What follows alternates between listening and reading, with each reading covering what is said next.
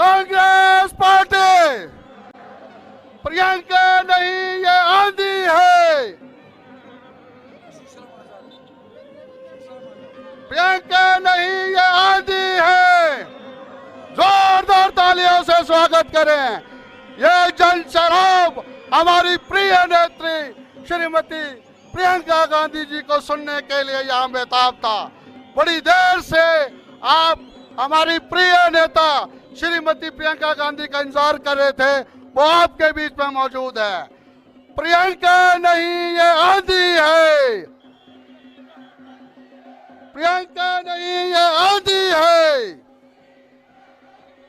Congress party, Congress party, Shri Rahul Gandhi, Shri Sukhvinder Sukhu, Shri Vikramaditya Singh. अब हमारे इससे पहले के आगे का कार्यक्रम शुरू करें, हमारा जो अतिथि सत्कार होता है, मैं निवेदन करता हूं श्री सुंदर सिंह ठाकुर जी से व श्री भुवनेश्वर गौड़ जी से। पहले सुंदर सिंह ठाकुर जी हमारी प्रिय नेता श्रीमती प्रियंका गांधी जी को मोमेंटो भेंट करेंगे। मोमेंटो।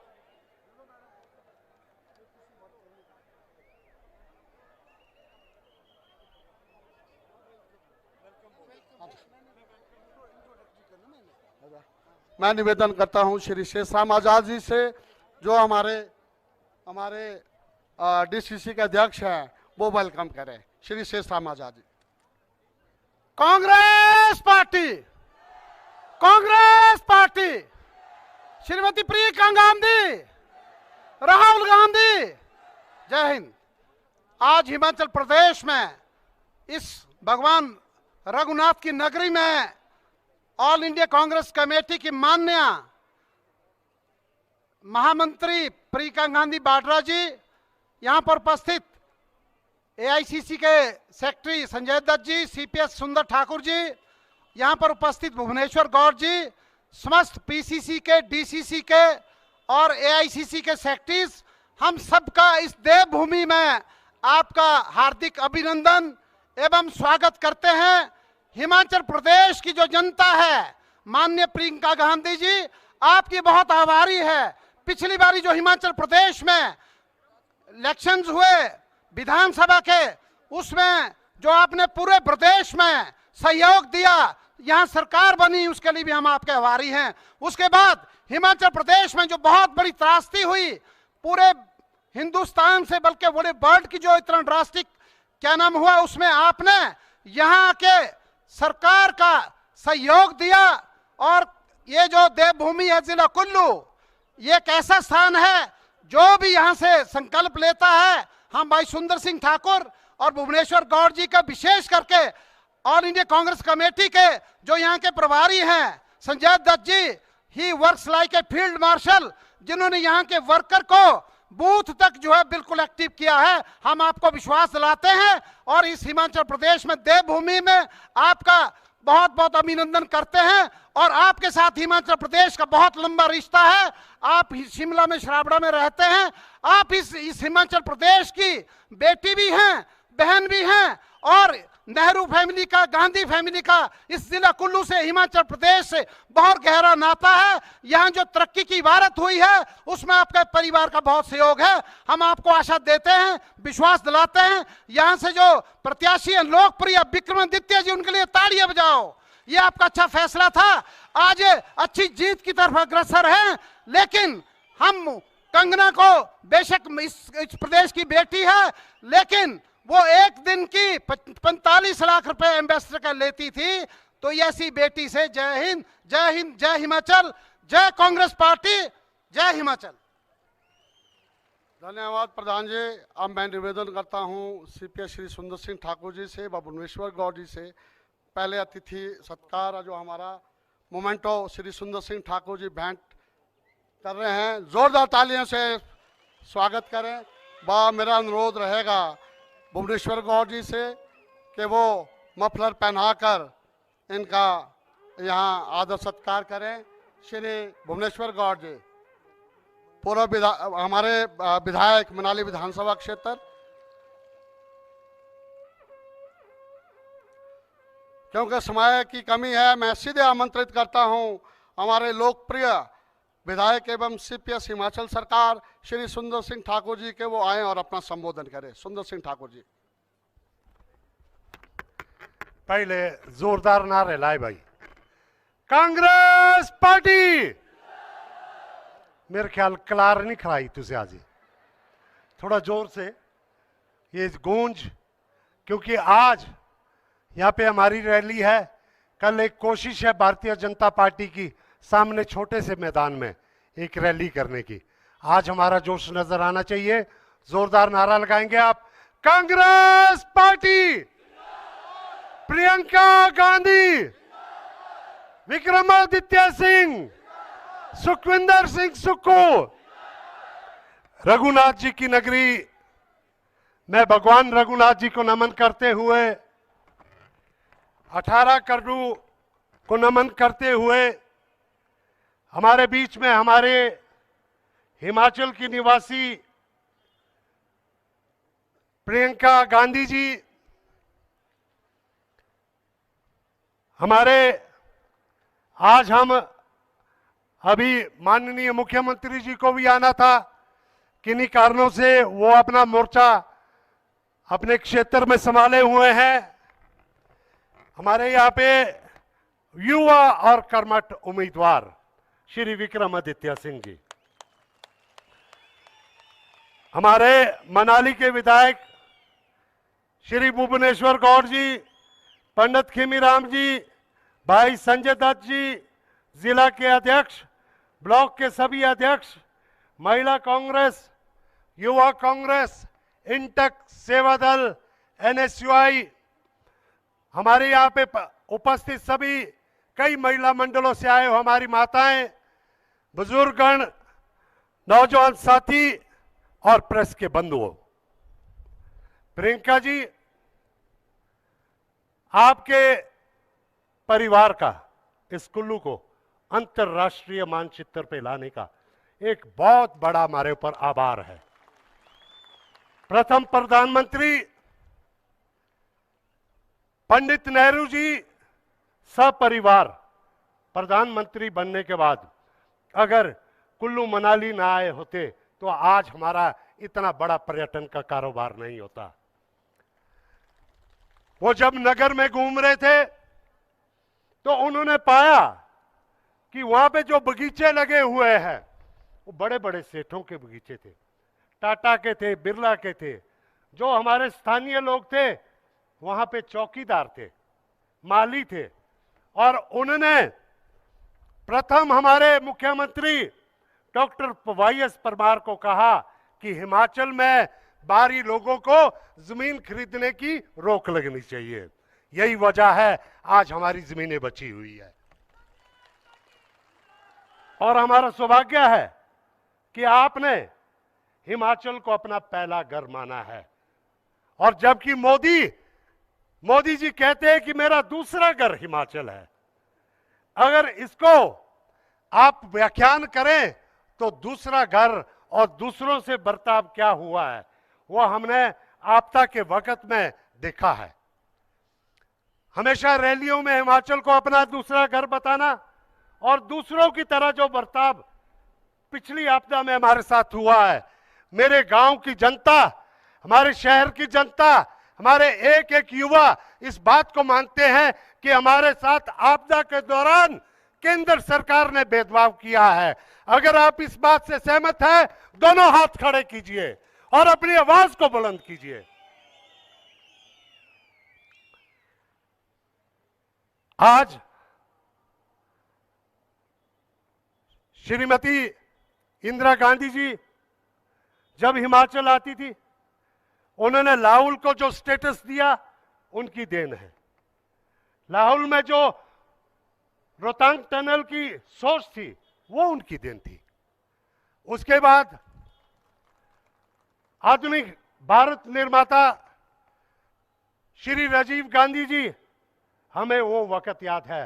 हमारा गांव छोटा सा कस्बा बुंतर होता था। वो इंडियन एयरलाइन का विमान लेकर 80 सीटर जहाज लेकर वो बुंतर आए थे। और वही वक्त था जब विमानन में हिमाचल को बहुत बड़ा, उसके बाद यहाँ पे हमारे एयरपोर्ट का विस्तारीकरण हुआ। लेकिन पिछले 10 सालों में ये जो भारतीय जनता पार्टी की एनडीए की सरकार है, इन्होंने 1 इंच भी उस बुंतर एयरपोर्ट को आगे बढ़ाने की बात नहीं कही। झूठा श्रेय लेना, और किस प्रकार से हम आपके धन्यवादी, हम पहाड़ के लोग हैं। हमें कोई प्यार से एक गिलास पानी भी पिला दे तो हम बहुत एहसान रखते हैं। आपने तो हमारा साथ दुख में निभाया है। आपदा की घड़ी में आप हमारे बीच में आई। और बात ये नहीं होती, जब दुख में व्यक्ति होता है, साथ खड़ा होना एक बहुत बड़ी बात है। लेकिन आपके निर्देशानुसार हिमाचल में माननीय मुख्यमंत्री जी ने जो आपदा के मिलने वाली राशि को 10 गुना तक किया, ये हम आपका धन्यवाद करते हैं, मुख्यमंत्री जी का धन्यवाद करते हैं। आज भी मुख्यमंत्री जी दिन रात हमारे साथ बैठे रहे। 3 दिन 75,000 टूरिस्टों को निकालना, कितना बड़ा रेस्क्यू अभियान। यहीं पे हम स्ट्रांग रूम में बैठकर रात को पूरी रात बैठे रहते थे, डीसी ऑफिस में, डिजास्टर रूम में। और उसके साथ में हमारे युवा जो हमारे मंत्री है, ये भी पूरे समय यहाँ पे बैठे रहे। हमारी प्रदेश की अध्यक्षा पूरी समय एक टीम की तरह सभी लोग बैठे हैं। आप आए और उसके बाद कुछ मरहम हमारे लोगों को उसमें आपदा की जो जख्म थे उस पे लगा है। अभी भी काम होने को है। मैं मैडम आपसे अनुरोध करता हूं, पिछले 10 सालों में एक बहुत बड़ी योजना थी जिसमें कि पलचान सोलंग नाला से लेकर रोहतांग से लेकर मंडी तक इस ब्यास नदी का तटीयकरण होना था। लेकिन हुआ क्या, जैसे ही मोदी जी की सरकार बनी, एक ऐसा वो मंत्रालय उमा भारती के लिए गठन किया गया, गंगा की सफाई। लेकिन गंगा की सफाई के मंत्रालय के चक्कर में कुल्लू की सफाई भी होगी। सारा बजट यहाँ का जो था वो सारे का सारा शिफ्ट किया गया। हम चाहते हैं निकट भविष्य में ये ब्यास की नदी और भी तबाही मचा सकती है, इसको तटीयकरण की योजना, जैसे ही हमारी सरकार बनती है, हमारे सांसद बनते हैं, हमारी इंडिया की सरकार बनती है, इसको प्राथमिकता पे उठाया जाए। यहां पे आज के दिन में एक अभिनेत्री को प्रत्याशी बनाया है। आश्री देशी बोली ने बोला ही तैसे लाई सब बेउरी गप्पा मारने एंडी बेउरी सा सो कूड़ी लाकर जाइए की ढूंढा सा। और जिस प्रकार से वो भारत के इतिहास में के बारे में बातें कर रही है, एक सवाल मैं मीडिया के माध्यम से पूछना चाहता हूं कि कंगना जी कहती है, एक ही बात कह रही कि कांग्रेस चोर है। उनके परदादा सरजू सिंह 2 बारी कांग्रेस के विधायक रहे, क्या उनके दादा परदादा भी चोर थे? उनके परदादा स्वतंत्रता सेनानी थे, उन्होंने अपने दादा को भी चोर बोला। उनके ऊपर हम ज्यादा नहीं बोलना चाहते हैं, क्योंकि वो क्या बोलती है क्या नहीं हमें नहीं मालूम। लेकिन हमें इतना जरूर है, विक्रमादित्य जी को हमारे कुल्लू जिले की जनता, एक एक कार्यकर्ता आपका संदेशवाहक बनेगा। मैं आप सबसे अनुरोध करता हूं कि आप एक एक व्यक्ति, एक एक युवा, आप स्वयं यहां पे प्रियंका जी का संदेश लेकर जाएंगी। प्रियंका जी मेरे इलाके में, क्योंकि यहां पे फ्लोटिंग पॉपुलेशन बहुत है कुल्लू जिला में। ये हमारा हॉस्पिटल है जो पिछले 5 सालों में तो बहुत दयनीय स्थिति में था। आज मुख्यमंत्री जी ने बहुत सारी सुविधाएं यहां पे हमें दी है। निकट भविष्य में हम चाहते हैं जो लाहौल के क्षेत्र के लिए हॉस्पिटल है, कुल्लू के लिए है, मंडी के कुछ क्षेत्र के लिए, पांगी बरमौर के लिए है, टूरिस्ट पॉपुलेशन के लिए है, इसको निकट भविष्य में यहाँ पे बड़ा एक स्वास्थ्य संस्थान होना चाहिए, ये मैं आपसे मांग करता हूं। हमारे पठानकोट से कुल्लू को जोड़ने वाली सामरिक दृष्टि से बुबू जोत टनल, उसका निर्माण किया जाना है। उसको लेकर हमें जो है आगे बढ़ना होगा। मैं ज्यादा ना कहता हुआ आज इतना जरूर कहना चाहता हूं कि महिला सम्मान का जो कार्यक्रम आपके दिशा निर्देश में हिमाचल में चला है, स्पीति के उपमंडल में 850 महिलाओं को 1500 रुपए मिलना शुरू हो गया है। लाहौल में मुख्यमंत्री जी ने पूरे हिमाचल से इस कार्यक्रम को लागू करने की घोषणा की थी, लेकिन भारतीय जनता पार्टी के लोग, नेता प्रतिपक्ष जयराम ठाकुर और उनके साथी चुनाव आयोग के पास गए और उस योजना को रोकने के लिए चुनाव आयोग से उन्होंने ऑर्डर करवाए। आज मुझे शुक्रिया करना है मुख्यमंत्री जी का। उन्होंने कहा है जून के महीने में अप्रैल मई की किस्त भी पात्र महिलाओं को मिलनी शुरू हो जाएगी। और महिला सम्मान का जो उदाहरण लाहौल स्पीति में दिया है, जिस प्रकार से वहां प्रतिनिधि बनने का, जिस प्रकार से वहां पे उम्मीदवार बनने का साधारण परिवार से कार्यकर्ता को दिया गया है, ये सारी बातें वहां पे है। और ज्यादा ना कहता हुआ, क्योंकि आज हमारी कुल्लू की जनता आपके विचारों को सुनना चाहती है, हम आपको विश्वास दिलाते हैं ये जो कुल्लू से आपके अगुवाई में ये जो यहाँ पे जोश है, बहुत सारे लोग हमारे यहाँ पे पंडाल में नहीं बैठ पाए हैं, मैं क्षमा चाहूंगा, लेकिन हर एक आपका संदेशवाहक बनेगा और आपके विचारों को गांव-गांव तक ले जाएगा। आप 2 दिन की बात है, दिन रात आप कांग्रेस पार्टी के लिए करेंगे, ये मैं आपसे आह्वान करता हूं, अनुरोध करता हूं और जोरदार नारे के साथ अपनी वाणी को विराम देता हूं। Congress party, Congress party, Priyanka Gandhi. धन्यवाद। जय हिंद।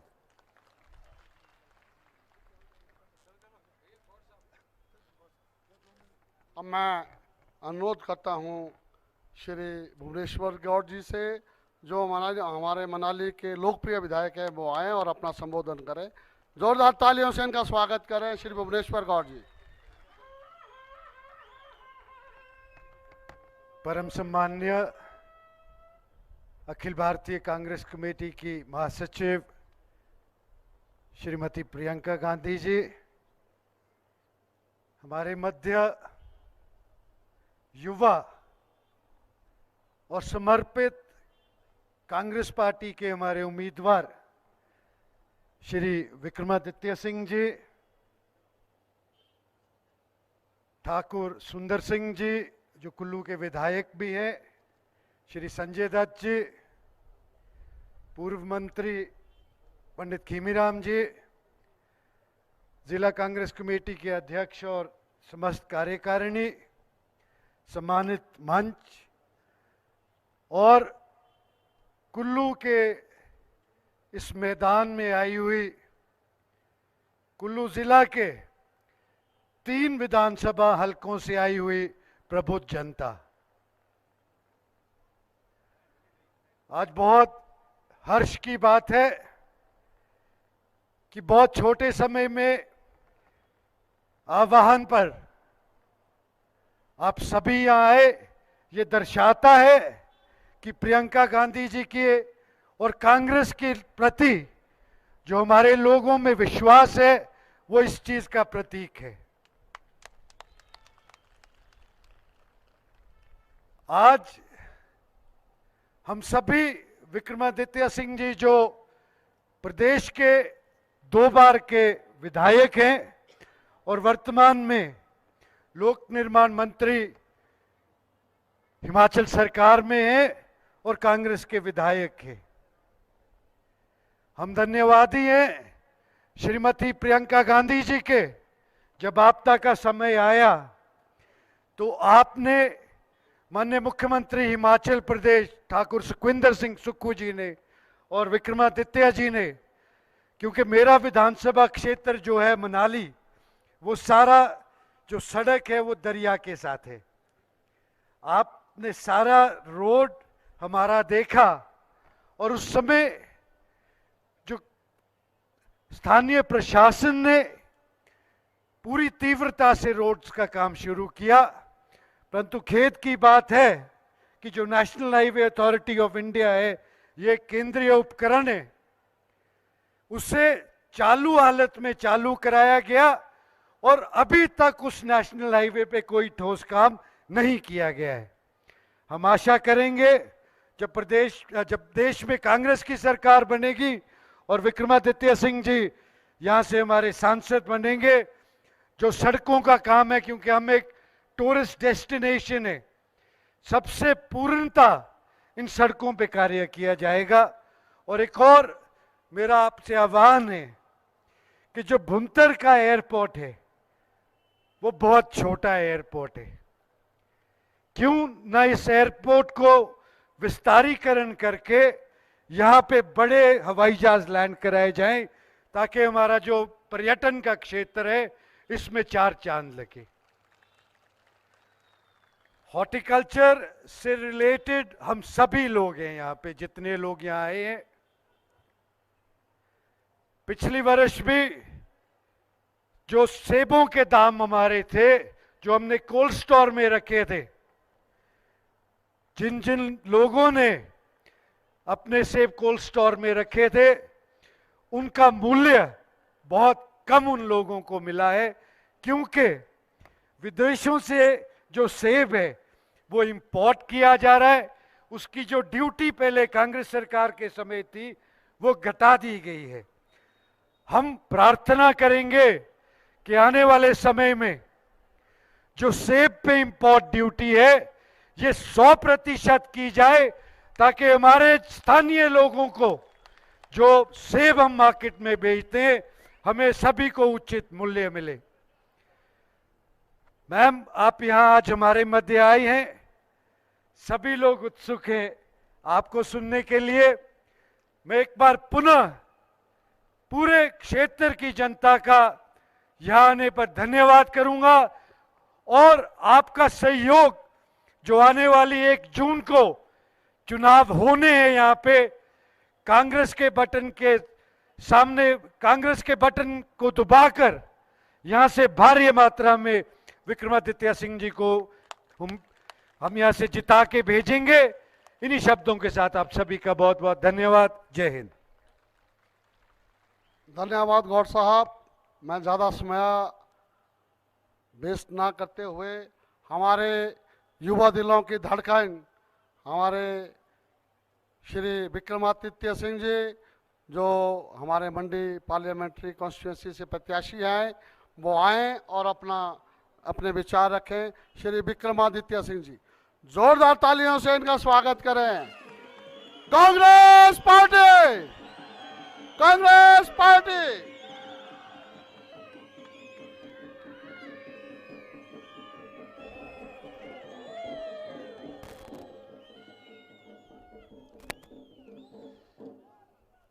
सबसे पहले मैं एक जयकारा दूंगा। आप सब ने दोनों हाथ खड़ा करके समर्थन करना है। बिजली महादेव की, बिजली महादेव की, बिजली महादेव की। आज हमें बहुत प्रसन्नता है और बहुत खुशी है कि आदरणीय प्रियंका गांधी जी हमारे बीच में, कांग्रेस पार्टी की राष्ट्रीय महासचिव, हम सबको अपना समर्थन देने के लिए यहाँ पर आई हैं। आप सबका आशीर्वाद, सहयोग और प्यार लेने के लिए हमारे बीच में यहाँ पर आई हैं। मैं उनका कुल्लू आगमन पर आप सबकी ओर से दिल की गहराइयों से बहुत बहुत धन्यवाद करता हूँ, आपका आभार प्रकट करता हूँ और आपका स्वागत करता हूँ। हमारे बीच में हमारे बड़े भाई, जो हमारे कुल्लू सदर के माननीय विधायक है, सीपीएस है, सुंदर सिंह ठाकुर जी, हमारे भुवनेश्वर गौर जी, हमारे बड़े भाई जो मनाली के माननीय विधायक है, आदरणीय संजय दत्त जी, जो हमारे इंचार्ज है और ऑब्जर्वर के रूप में एआईसीसी से यहाँ पे अपनी भूमिका अदा कर रहे हैं। बहुत मेहनती है, बहुत अच्छा कार्य यहाँ पर दिन रात पार्टी को एक करने का कार्य कर रहे हैं। मैं इनका भी दिल की गहराइयों से बहुत बहुत धन्यवाद करना चाहता हूं।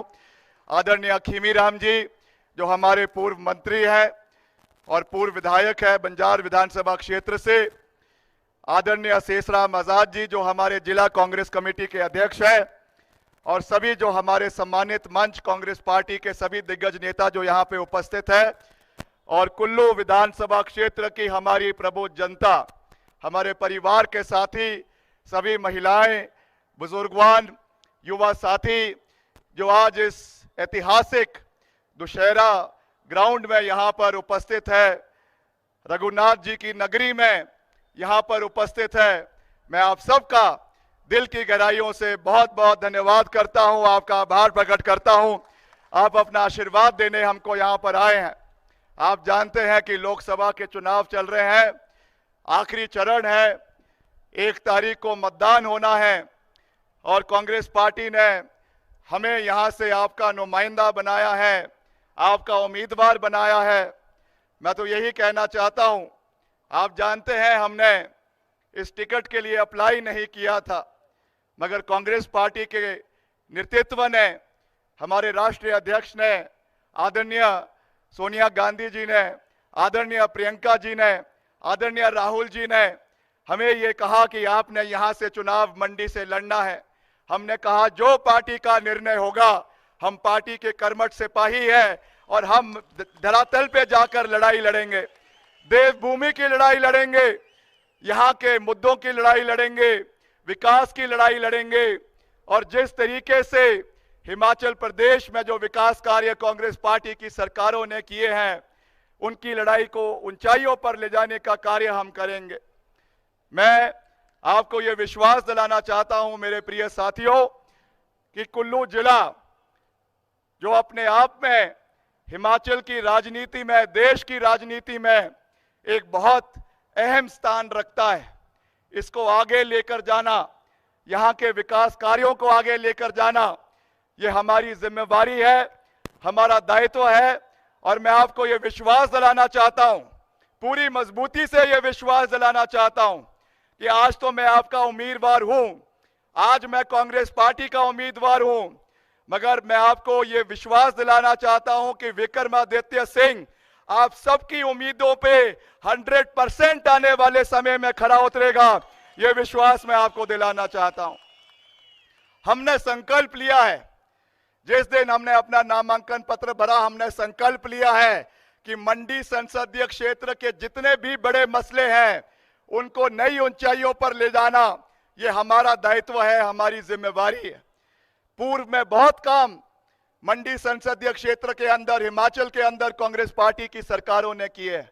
अगर मैं उनको अभी यहाँ पे गिनाने लग जाऊं तो बहुत समय लग जाएगा, और प्रियंका, आपने आदरणीय प्रियंका जी को भी सुनना है, इसलिए मैं बहुत लंबी बात नहीं कहना चाहता हूं, मगर यह जरूर कहना चाहूंगा कि हमने जो काम किए हैं उसको बुनियाद बनाकर हम एक नई इमारत का विकास कार्यों को मंडी संसदीय क्षेत्र में नई ऊंचाइयों पर ले जाना चाहते हैं। आज बंबई से आई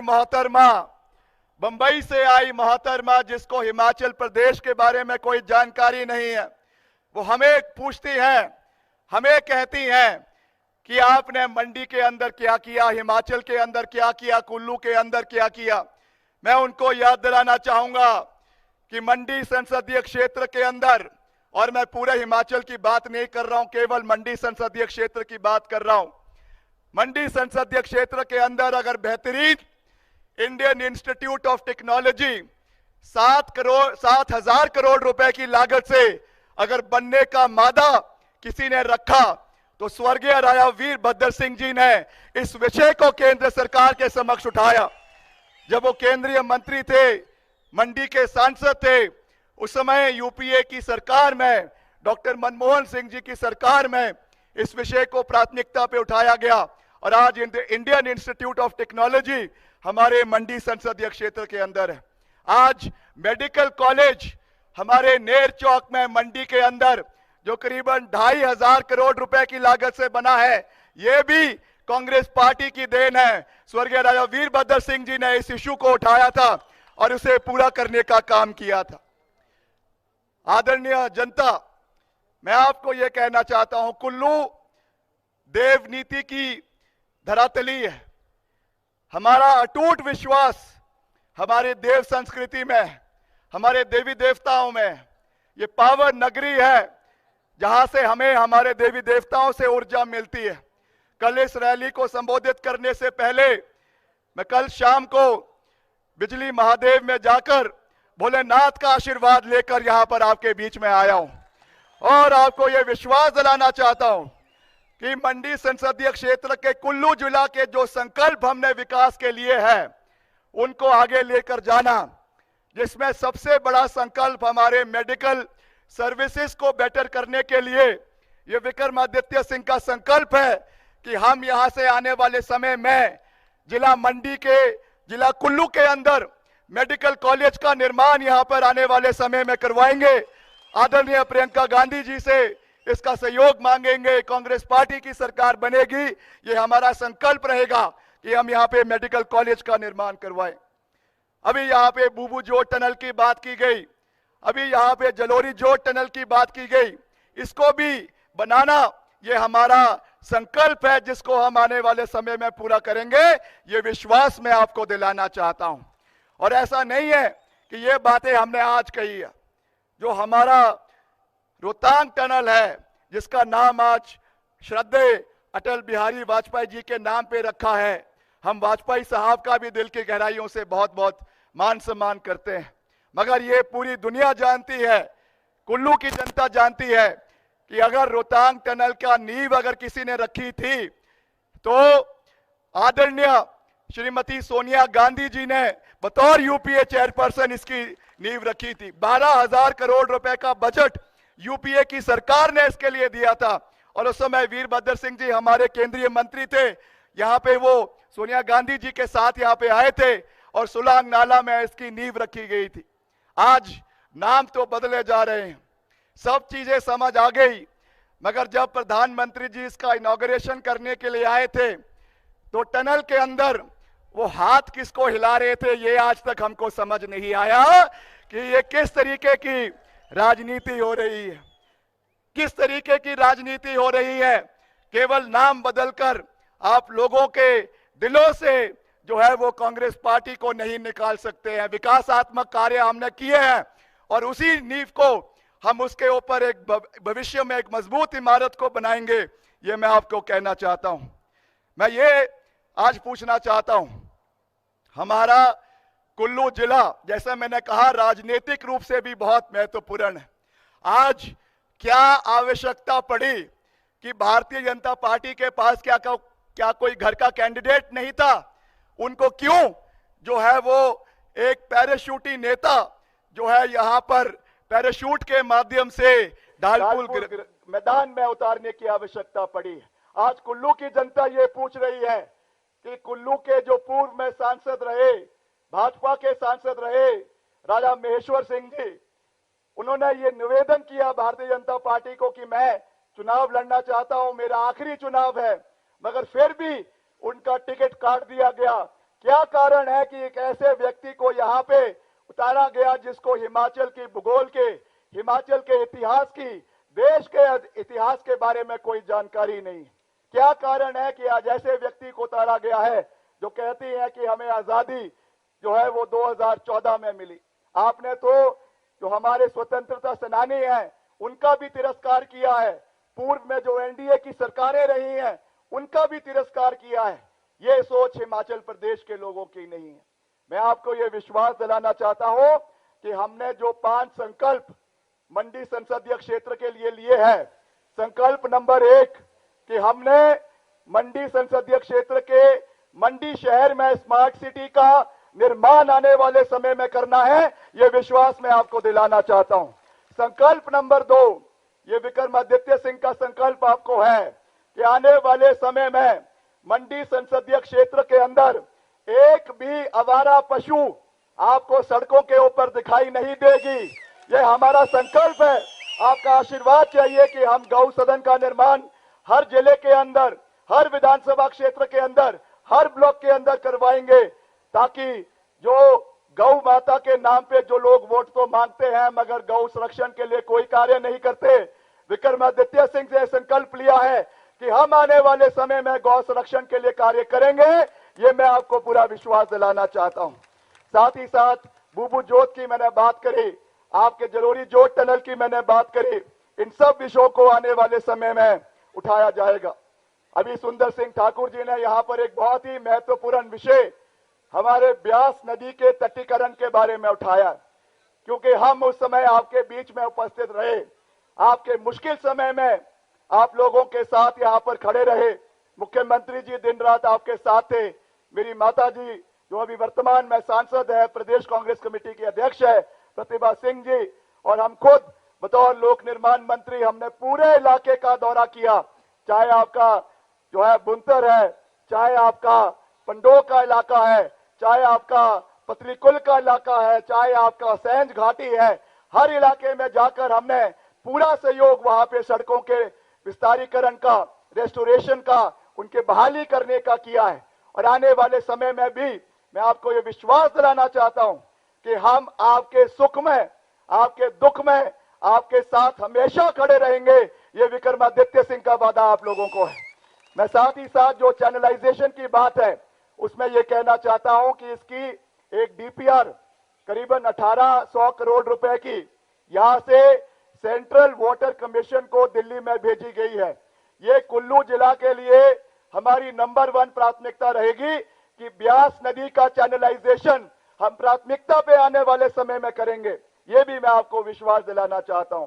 और इसके साथ साथ जो हमारे सेब उत्पादक इस इलाके के अंदर है, जो लगातार हमारे बागवानों का हनन केंद्र सरकार कर रही है, जो जिस तरीके से आपकी इंपोर्ट ड्यूटी को बढ़ाने की बात है, ये विश्वास मैं आपको दिलाता हूं कि अगर लग्जरी गाड़ियों के ऊपर 110, 120, 130% ड्यूटी हो सकती है, तो सेब के ऊपर भी 100% इंपोर्ट ड्यूटी होनी चाहिए। और इस विषय को हम प्राथमिकता पे केंद्र सरकार के समक्ष आने वाले समय में उठाएंगे। ज्यादा कुछ ना कहते हुए मैं आपका एक बारी फिर से दिल की गहराइयों से बहुत बहुत धन्यवाद करना चाहता हूं। और जो यहाँ पे टूरिज्म के एवेन्यूज आने वाले समय में हमने कैसे क्रिएट करने हैं, बहुत से हमारे खूबसूरत इलाके आज भी ऐसे हैं जो अभी तक जहाँ की हम उनको देख नहीं पाए हैं पूरे तरीके से, चाहे वो पार्वती घाटी में है, चाहे वो लग वैली के अंदर है, चाहे वो हमारा बागा सरान का इलाका आनी के क्षेत्र में है। उनको कैसे हमने आने वाले समय में इको टूरिज्म के पॉइंट ऑफ व्यू से डेवलप करना है, ये भी हमारी प्राथमिकता इस क्षेत्र के लिए रहेगी। इसका भी मैं आपको पूरा विश्वास दिलाना चाहता हूं। अंत में मैं आपसे यही कहूंगा कि आप सब प्रबुद्ध जनता, पढ़े लिखे, इलाके की, देश की, जिले की जो राजनीतिक परिस्थितियां हैं, सब मुद्दे हैं, सबको बहुत अच्छे तरीके से जानते हैं। आज जिस तरीके से भाजपा के लोग क्षेत्रवाद का नारा फैलाने की कोशिश कर रहे हैं, पूर्व मुख्यमंत्री आदरणीय जयराम ठाकुर जी आज उन्होंने मंडी संसदीय क्षेत्र के अंदर ही ऊपरले मंडी और निचले मंडी का नारा देकर रखा हुआ है। मैं उनको ये जवाब देना चाहूंगा, विक्रमादित्य सिंह ना मंडी का है, ना कुल्लू का है, ना मनाली का है, ना रामपुर का है। विक्रमादित्य सिंह हिमाचल का पुत्र है और हिमाचल की आवाज को उठाने में हम विश्वास रखते हैं। हम क्षेत्रवाद की राजनीति में विश्वास नहीं रखते। ये बात मैं उनको कहना चाहता हूं। हम दलगत राजनीति से ऊपर उठकर कार्य करेंगे। हमने पहले भी मंत्री रहते हुए भी दिल्ली में केंद्रीय मंत्रियों से मिले, नितिन गडकरी जी से मिले और मंत्रियों से मिले।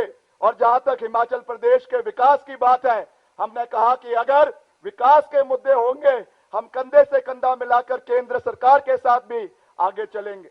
हम 15-16 महीने में 3650 करोड़ रुपए हिमाचल के सड़कों के नवीनीकरण के लिए लेकर आए, 800 करोड़ रुपए के टेंडर नाबार्ड के माध्यम से लगाए।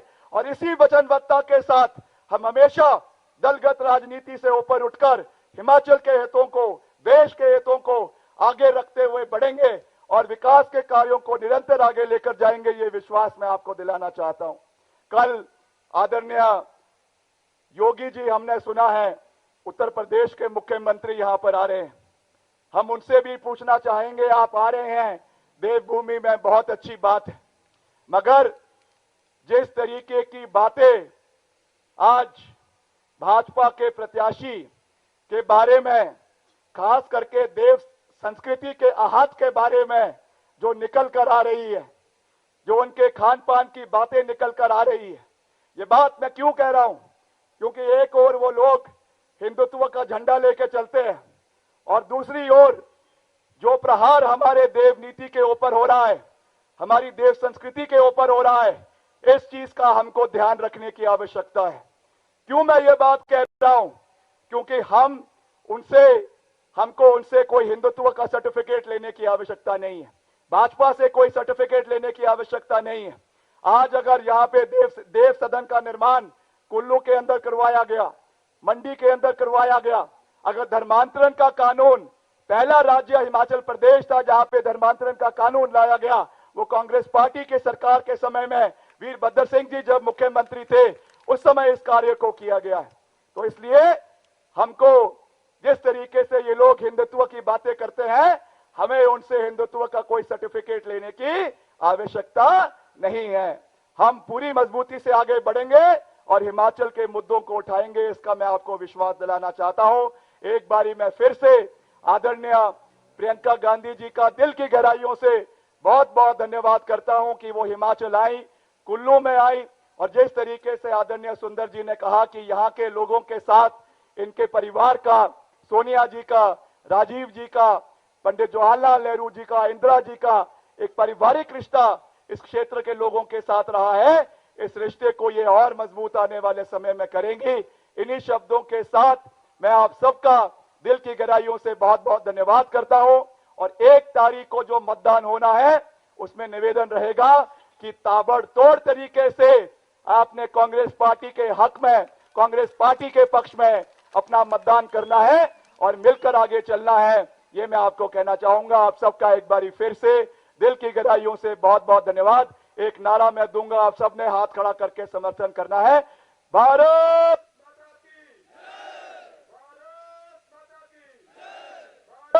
माता की। मैं कहूंगा कुल्लू की जनता को, आप कहेंगे जय श्री राम। कुल्लू की जनता को, कुल्लू की जनता को जय हिंद, जय हिमाचल। धन्यवाद विक्रमादित्य जी। अब मैं बादशाह ने बड़ा अनुरोध करा भाइयों, है वैसे बंदूक सिंगा ढोल नगारे सारे जोर से और सब तालियां बजाकर इनका स्वागत करेंगे। अब मैं आमंत्रित करता हूं हमारी प्रिय नेत्री श्रीमती प्रियंका गांधी जी को, वो आए और सभा को संबोधित करें। Congress party, Congress party.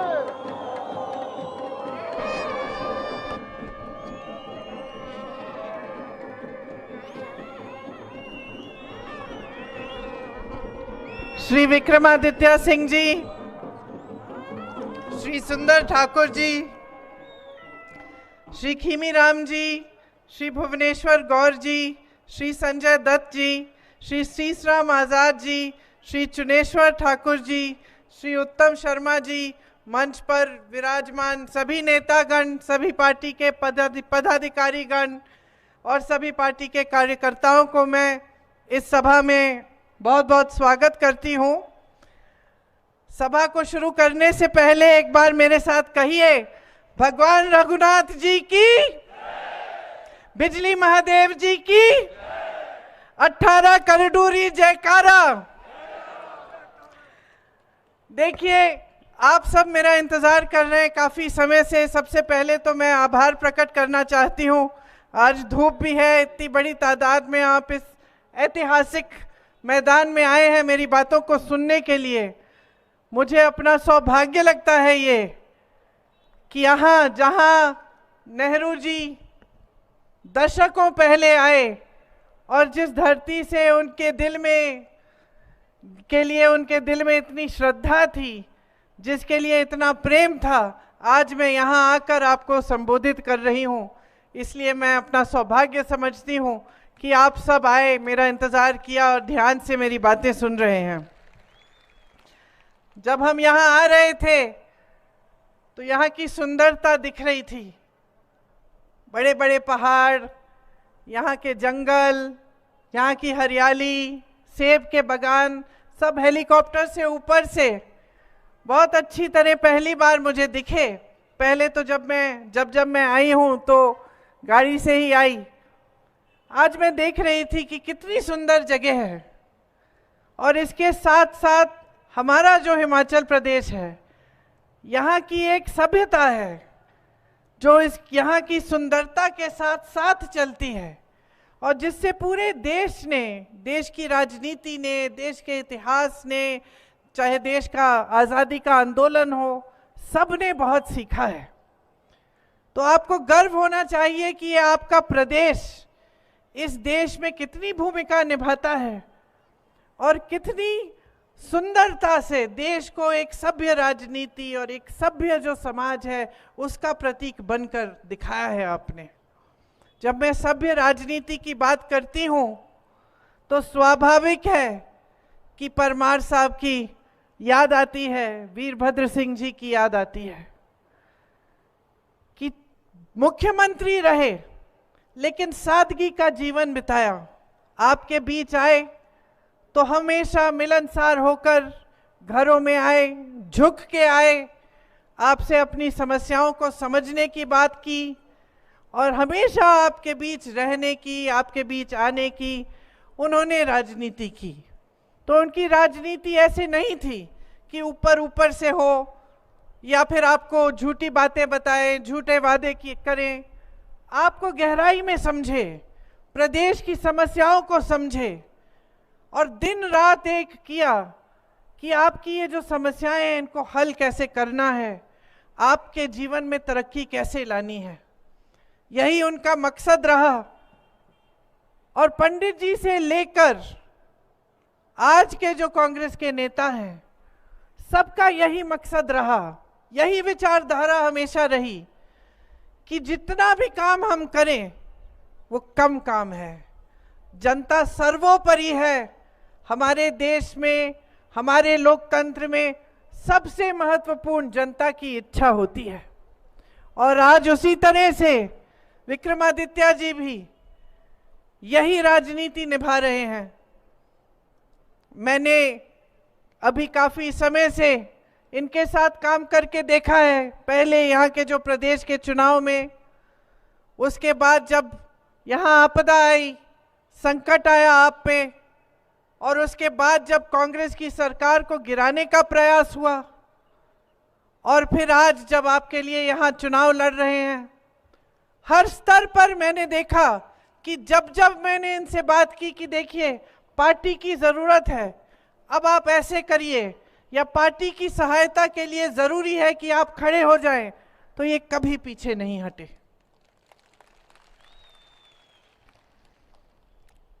तो मेरे ख्याल से आज जब प्रत्याशी बन के खड़े हैं आपके सामने, तो ये उसी तरह से अपने सांसद बनने का जो कर्तव्य है वो निभाएंगे, पूरी निष्ठा से निभाएंगे और हमेशा जैसे इन्होंने कहा आपके साथ खड़े रहेंगे।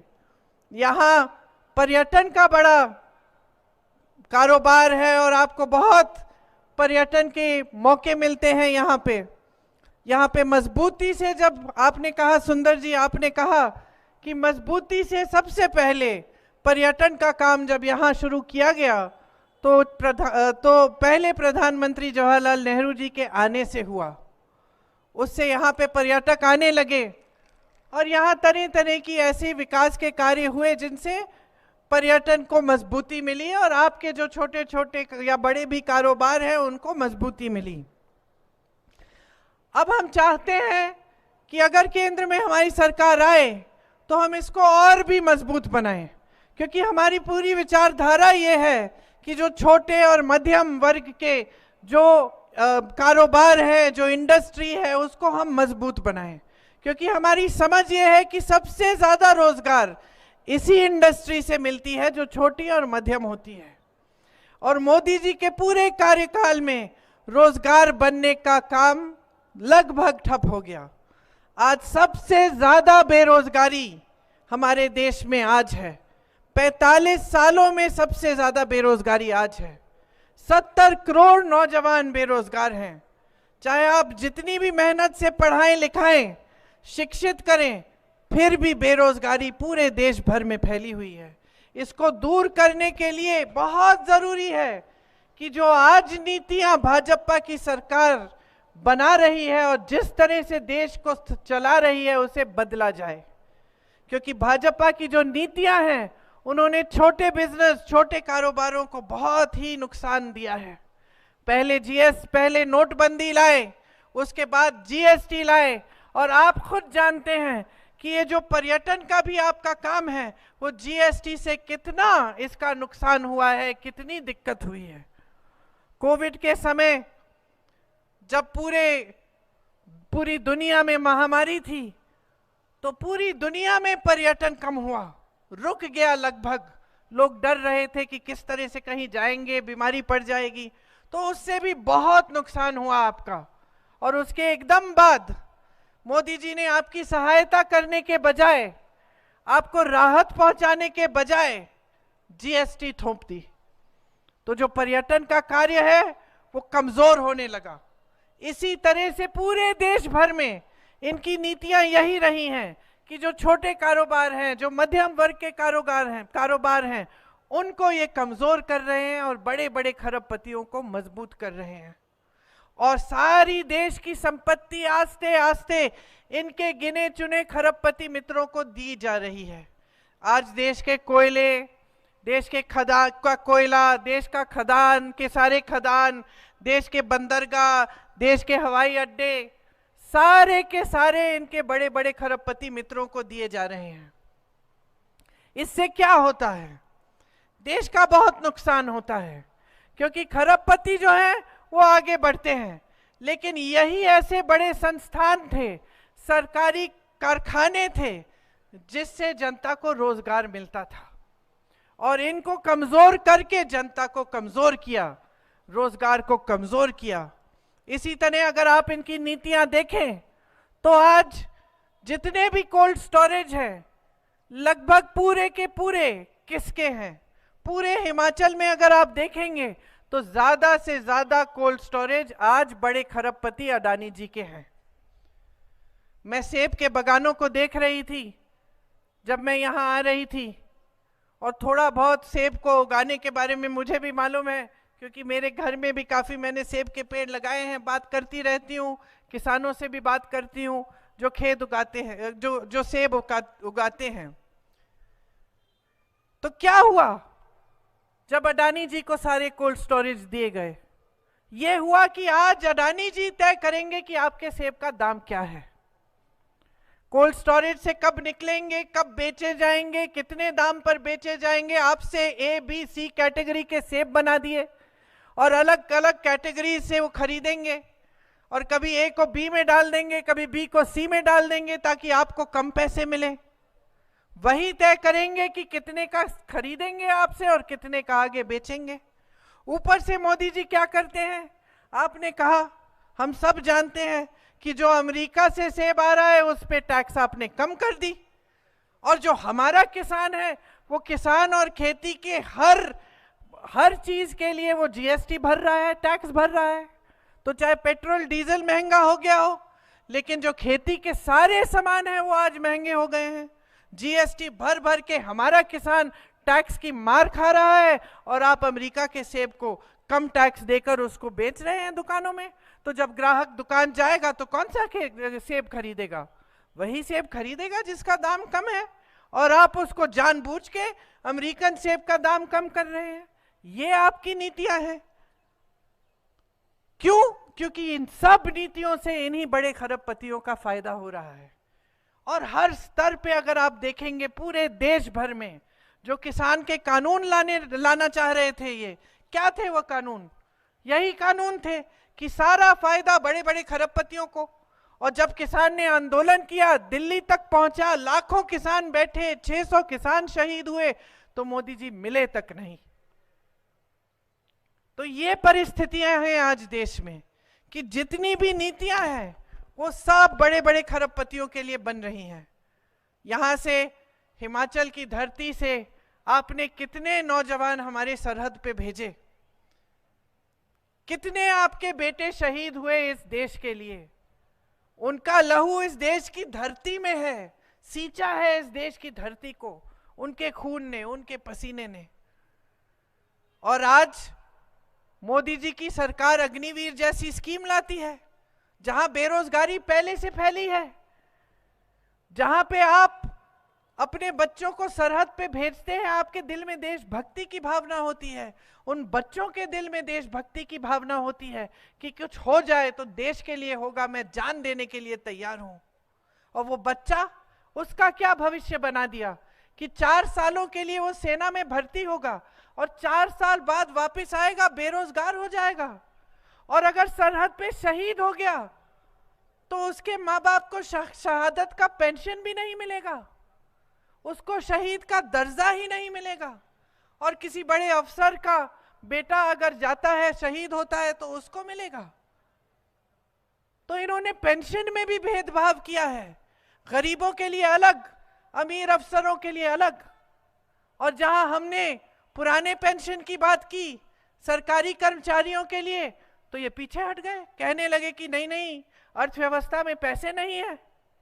यहां हिमाचल की सरकार ने उन पुराना पेंशन दिलवाया, शुरू किया ये काम, और वहां केंद्र की सरकार से जो पैसे भेजने पड़ते हैं वो रुकवा लिए ताकि यहां लागू ना हो पाए। फिर भी लड़ लड़ के सुक्कू जी उसको लागू करे हैं।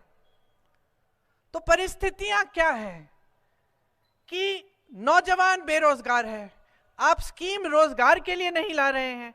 जहां जहां से रोजगार बनता था, चाहे बड़े सरकारी कारखाने थे, चाहे छोटे मध्यम बिजनेस थे, चाहे खेती किसानी थी, सब आपने लगभग ठप कर दिया अपने बड़े बड़े खरबपति मित्रों के फायदे के लिए। ऊपर से जो स्कीम आप ला रहे हैं उससे जनता और भी निराश हो रही है, नौजवानों की उम्मीदें टूट रही हैं। देश के लिए सरहद पे खड़े होकर जो एक समय में शहीद होने के लिए तैयार था, वो आज रोता है, कहता है मुझे सेना में नहीं जाना, 4 साल बाद वापस आके क्या करूंगा। मैं तो ऐसे बच्चों से मिली हूं जो रोने लगे, कहे कि दीदी समझ में नहीं आता, मेरी भर्ती में मेरा नाम आ गया है लेकिन मुझे जाना नहीं है, क्योंकि 4 साल बाद घर आऊंगा तो क्या होगा, और कल मुझे कुछ हो जाए तो मेरे माता पिता को क्या होगा। हमने OROP की बात की, मतलब 1 रैंक 1 पेंशन की बात, इन्होंने उसको भी बदल डाला। 1 रैंक और तरह तरह के पेंशन। आज सेना में कोई जाता है, भर्ती होता है, चोट लग जाती है, एक टांग नहीं इस्तेमाल कर सकते या एक हाथ नहीं इस्तेमाल कर सकते, तो उसको डिसेबिलिटी का पेंशन भी नहीं दे रहे हैं, वो भी काट दिया है। तो जनता के लिए कर क्या रहे हैं, क्या कर रहे हैं जनता के लिए। अडानी जी, अंबानी जी तो फूल रहे हैं, फल रहे हैं, उनकी बेटियों की शादी हम सब देखते हैं सोशल मीडिया पे, लाखों करोड़ रुपए खर्च रहे हैं, लाख करोड़ों का लहंगा पहन रहे हैं। और हमारे गरीब, हमारे किसान, हमारे सेब की जो बगान के लोग हैं, जो किसान हैं, उनका क्या, उनको कौन पूछ रहा है। हमारे मिडिल क्लास को कौन पूछ रहा है, जो अपना छोटा बिजनेस कर रहा है, अपनी मेहनत से, ईमानदारी से कमा कर अपने बच्चों को बड़ा कर रहा है, मुश्किल से बच्चों को शिक्षित कर रहा है, उसको आज कौन पूछ रहा है। उसको कोई नहीं पूछ रहा है मोदी जी और बीजेपी की सरकार में। आज अगर यहां हिमाचल में कांग्रेस की सरकार नहीं होती तो जितनी राहत आपको महंगाई से मिल रही है उतनी भी नहीं होती। पूरे देश भर में लोग रो रहे हैं, मेरी बहनें बड़ी तादाद में यहां बैठी हैं। सिलेंडर को देखिए, आज किसी से खरीदा नहीं जा रहा है। आज तमाम महिलाएं देश भर में जब कुछ खरीदने जाती हैं तो वापस खाली हाथ आ जाती हैं, 1-2 चीजें खरीद के आ जाती हैं कि बाकी जो 3-4 चीजें हैं वो बाद में देखेंगे, अभी ज्यादा जरूरत नहीं है, छोड़ दीजिए। बड़ी बड़ी चीजें नहीं, खाने के लिए सब्जी, दाल, आटा, जो रोज की चीजें हैं जिनके इस्तेमाल के बिना हमारे पेट नहीं भरते, हम गुजारा नहीं कर सकते। आज त्योहार आता है, ये दशहरे का मैदान है, आज त्योहार आता है दशहरे की तरह, तो ज्यादातर महिलाएं देश भर में घबराती हैं कि किस तरह से हम करेंगे। मेहमान आएंगे, खाना पका के देना पड़ेगा, घर की लिपाई पुताई करानी पड़ेगी, कैसे करेंगे। क्योंकि जितनी भी मेहनत कर रहे हैं, जितना भी कमा रहे हैं, काफी नहीं हो रहा है, क्योंकि महंगाई इतनी बढ़ गई है। यहाँ हमारी सरकार ने आपको राहत देने की पूरी कोशिश की है। 1500 रुपए जो महिलाओं के खाते में प्रति माह डालने की बात है, जो शुरू हो गई है लाहौल स्पीति में, उसको पूरे हिमाचल में हम करके दिखाएंगे। चाहे ये कितना भी रोक डालने की कोशिश करें। आज चुनाव के समय इन्होंने पिटीशन डाल दिया कि रुकवाया जाए, ठीक है, चुनाव के एकदम बाद हम देंगे। और सुक्कू जी ने यह भी कहा है कि जो अप्रैल और मई में चुनाव के समय नहीं मिल पाया वो पूरा आपको मिलेगा, क्योंकि हमारी इच्छा है कि देश की संपत्ति 2-4 बड़े खरबपतियों के जेब के बजाय आपके जेब में जाए। ऐसी स्कीमें आए जिससे आप मजबूत हों। हम इस चुनाव में ये कह रहे हैं कि अगर कांग्रेस पार्टी की केंद्र में सरकार बनेगी तो हम कुछ ऐसी स्कीमें लाना चाहते हैं जिससे आपकी तरक्की होगी, आपकी मजबूती आएगी। इसमें हम हर गरीब परिवार की सबसे बड़ी महिला के खाते में 8,500 रुपए डलवाएंगे। तो जो आपको हिमाचल सरकार देगी उसके ऊपर हम 8,500 रुपए केंद्र से देंगे अगर हमारी सरकार आई। और केंद्र में बहने 50% रोजगार महिलाओं को देंगे। इसके अलावा जो आशा बहुएं हैं, जो आंगनवाड़ी की बहनें हैं, जो मिड डे मील की बहनें हैं, इनका मानदेय बढ़ाया जाएगा, केंद्र से दुगनी राशि भेजी जाएगी। किसानों के लिए, किसान के खेती के जितने भी सामान हैं सब से जीएसटी हटाई जाएगी ताकि वो सारे सस्ते हो जाएं। ये जो संकट आप आज जिस संकटों का सामना कर रहे हैं, इनको हम हटाने की पूरी कोशिश करेंगे, इस तरह से कि सारे कोल्ड स्टोरेज एक बड़े खरबपति के हैं, ये सब चीजें हमारी सरकार में हम होने नहीं देंगे। हम आपको मजबूत करने का काम करेंगे। आपने सुना कि पंडित जवाहरलाल नेहरू जी जब यहाँ आए तो उन्होंने देखा कि सारे खेत बड़े बड़े खरबपति अरबपतियों के थे, और उन्होंने कहा कि ये खेत आपके होने चाहिए और सेब आप उगाएंगे और आपका फायदा होगा। और आज भी यही हमारी विचारधारा है। जो न्यूनतम समर्थन मूल्य है वो आपका कानूनी अधिकार बनाएंगे। हम कानून बनाएंगे कि आपकी उपज का सही दाम आपको मिलना आपका कानूनी अधिकार बनेगा। कोई पीछे नहीं हट पाएगा। कोई भी सरकार आए हमारी सरकार के बाद तो उसको करना ही पड़ेगा। आज नुकसान होता है, यहाँ ओले पड़ते हैं, बारिश आती है, आपको सेब के जो पेड़ है उनको ढकना पड़ता है, लेकिन फिर भी उसके बावजूद कई बार ऐसा होता है कि बहुत नुकसान हो गया, लेकिन आपको भुगतान पूरा नहीं मिलता। हम कानून लाएंगे कि 1 महीने के अंदर अंदर अगर नुकसान हो तो 1 महीने के अंदर अंदर आपको पूरा भुगतान मिलेगा। नौजवान बेरोजगार है पूरे देश भर में।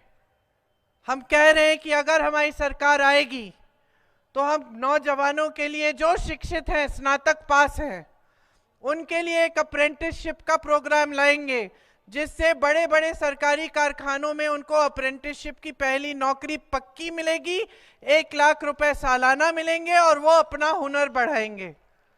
आपके लिए जैसे हिमाचल सरकार ने एक स्टार्टअप फंड बनाया है, उसी तरह से केंद्र सरकार 5,000 करोड़ रुपए का फंड बनाएगी ताकि अगर कोई नौजवान लड़का या लड़की अपना छोटा कारोबार शुरू करना चाहे तो उसको सुविधा मिलेगी। आज मजदूरों का बहुत शोषण होता है।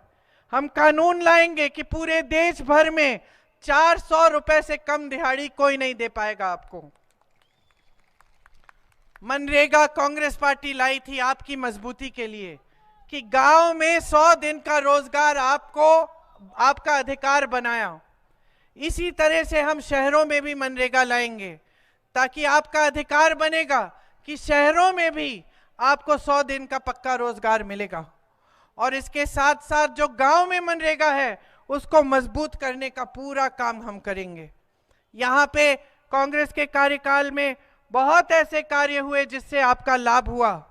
आपने रोहतांग टनल की बात की, कोई बात नहीं, अगर मेरी माताजी का नाम था क्योंकि मेरी माताजी ने शिलान्यास किया था, आपने नाम हटा दिया, कोई बात नहीं, आपको टनल तो मिल गया।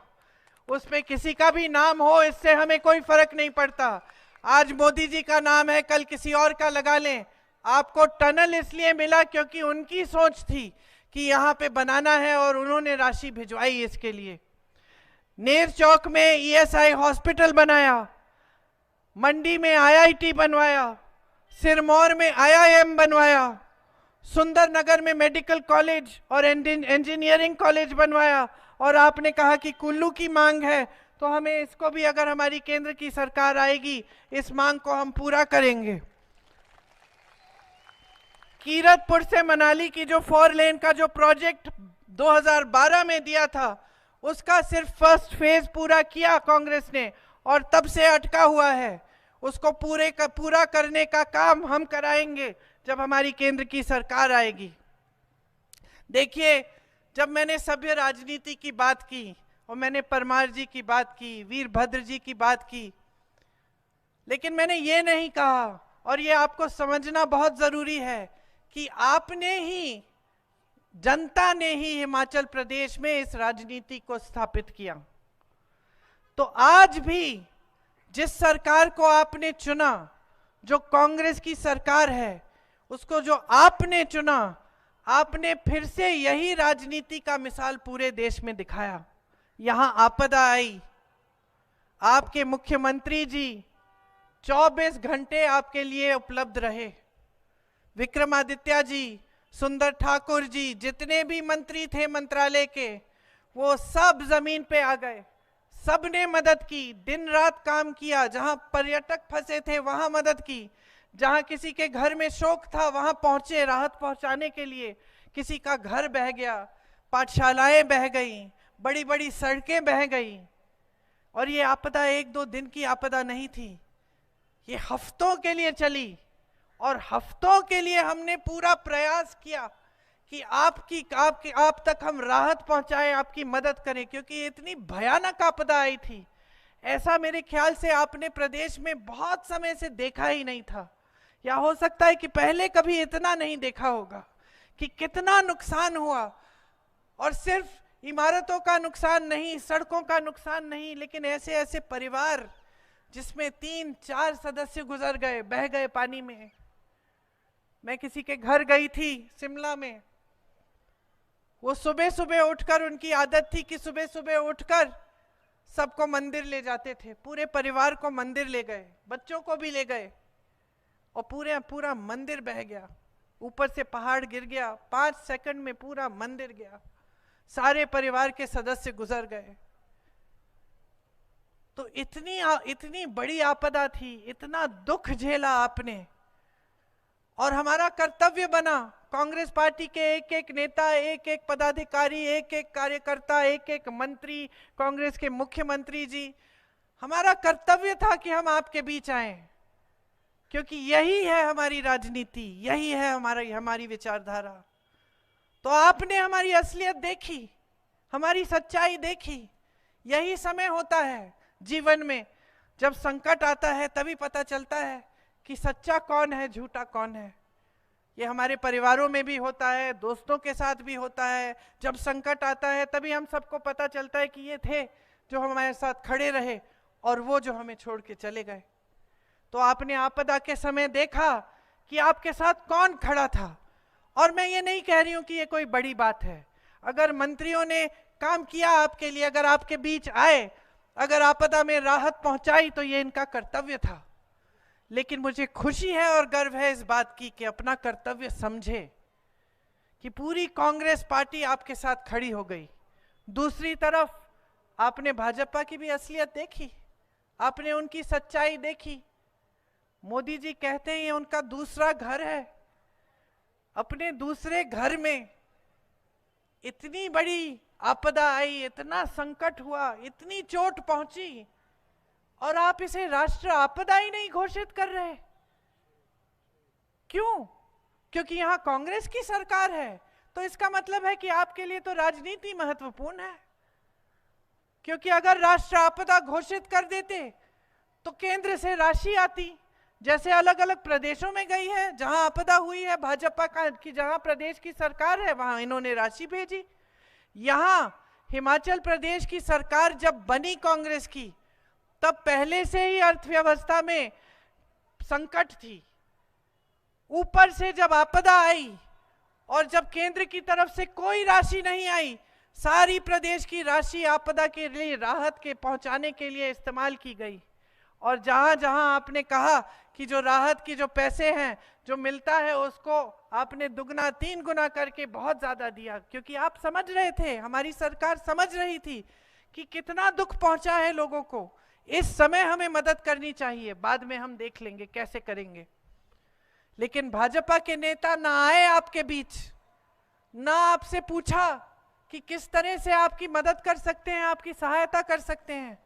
और मोदी जी ने बड़ी बड़ी बातें तो कह डाली, लेकिन जो एक काम की चीज थी, आपको राष्ट्र, यहाँ पे राष्ट्र आपदा घोषित करने की चीज, यहाँ राशि भेजने वाली बात, वो उनके मुंह से नहीं निकली। तो सच्चाई आप खुद अपने सामने देख रहे हैं। आपदा के बाद कुछ ही महीनों बाद क्या होता है?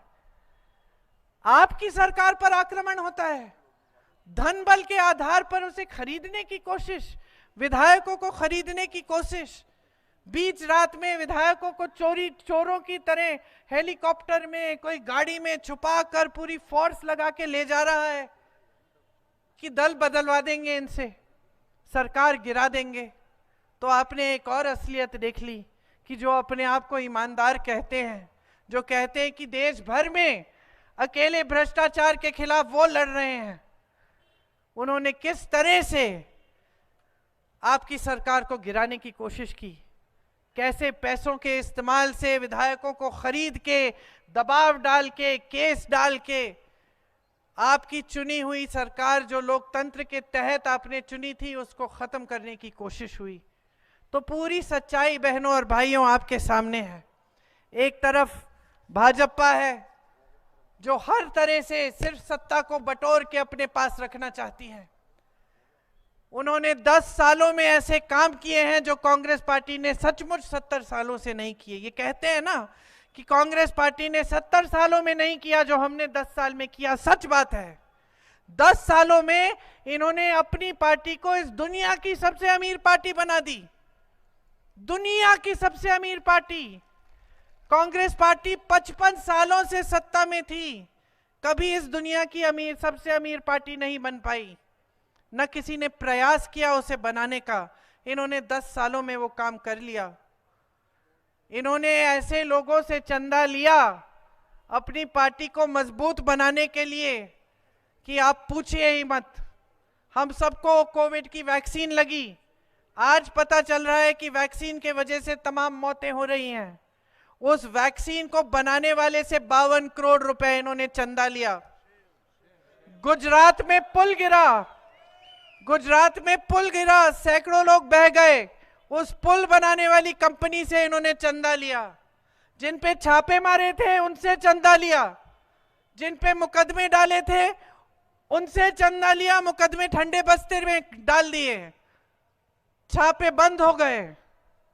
ये है इनकी ईमानदारी और ये है इनकी सभ्यता। और आज आपको सब कुछ दिख रहा है। आपके सामने जिस प्रत्याशी को इन्होंने खड़ा किया है, उनकी सभ्यता आप देखिए, अपने ही कार्यकर्ताओं के बारे में क्या कह रही हैं।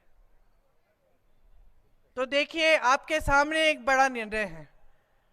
एक तरफ एक सभ्य राजनीति, एक सच्ची राजनीति, जिसके मंत्री, मुख्यमंत्री, नेता सब आपके सामने संकट के समय भी आते हैं, दुख के समय भी आते हैं और तमाम आपके लिए विकास के कार्य करने की बात करते हैं और वो कार्य करके दिखाते हैं। आपको वादा करते हैं चुनाव में, उस वादे को पूरे करने का काम जैसे ही सरकार बनती है शुरू हो जाता है। और दूसरी तरफ एक असभ्य राजनीति, जो सिर्फ हल्की हल्की बातों वाली राजनीति है, जिनके नेता आपके सामने आकर अजीब अजीब से बातें करते हैं कि भैंस चुराई जाएगी आपकी, कि आपके मंगलसूत्र चुराए जाएंगे। सबसे बड़े नेता हैं देश के, पंडित नेहरू जैसे लोगों ने वो पद संभाला, लाल बहादुर शास्त्री जी, इंदिरा जी, राजीव जी, अटल बिहारी वाजपेयी जी, इन सब ने ये पद संभाला। किसी ने ऐसी असभ्य बातें नहीं की, किसी ने उस पद की गरिमा को न देखते हुए पद का स्तर इतना नहीं गिराया जितना आज गिर रहा है। तो ये आपके सामने एक बड़ा निर्णय है। सिर्फ आप हिमाचल का अपना भविष्य नहीं तय कर रहे हैं, आप पूरे देश का भविष्य तय कर रहे हैं। ये जो वोट है ये आपका हथियार है। लोकतंत्र ने दिया है आपको, संविधान ने दिया है आपको। इनका कोई भरोसा नहीं है कि क्या करेंगे। संविधान बदलने की बात करते हैं, क्या पता आगे क्या करने जा रहे हैं। अब समय आ गया है कि आप खड़े हो जाएं और आप इस देश की राजनीति को सही दिशा दिखाएं। ये आपका सुंदर प्रदेश, ये आपकी सभ्यता, ये देवभूमि इसलिए कही जाती है क्योंकि सचमुच देवताओं की भूमि है। तो यहीं से आप दिखाइए पूरे देश को, यहीं से संदेश भेजिए, भारी से भारी बहुमत से विक्रमादित्य जी को जिताइए।